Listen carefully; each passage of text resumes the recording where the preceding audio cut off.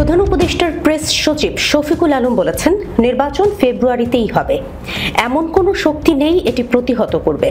ইতিমধ্যে নির্বাচন পরিচালনার সঙ্গে সম্পৃক্ত সব দপ্তর বিষয়টি নিয়ে কাজ করছে। আমরা একটি শান্তিপূর্ণ নির্বাচন দেখতে চাই। আশা করছি সেটি সবার সহযোগিতায় সম্ভব হবে।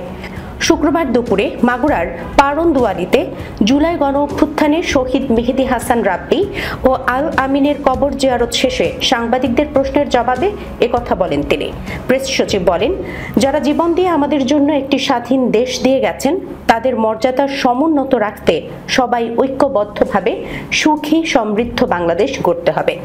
তিনি বলেন, বাংলাদেশে বর্ষা শুরু হয় জুন থেকে সেপ্টেম্বর পর্যন্ত।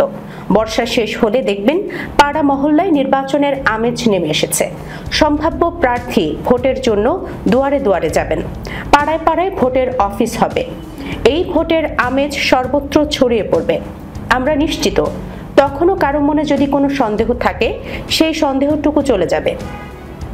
নির্বাচন ফেব্রুয়ারিতেই হবে এবং রোজার আগেই হবে। প্রেস সচিব আরও বলেন, জুলাই আগস্টে মাগুরায় মোট 10 জন শহীদ হয়েছেন। আওয়ামী লীগ যুবলীগের খুনি বাহিনীর হাতে শহীদ হয়েছেন মেহেদী হাসান রাব্বি। উনি ছাত্রদলের স্থানীয় একজন নেতা ছিলেন। আমি তার কবরে গিয়েছিলাম। একই এলাকার আল আমিন ছোট ব্যবসা করতেন ঢাকাতে। ওনাকেও গুলি করে মারা হয়েছে। ওনার কবর মাগুরা উপকণ্ঠে রয়েছে।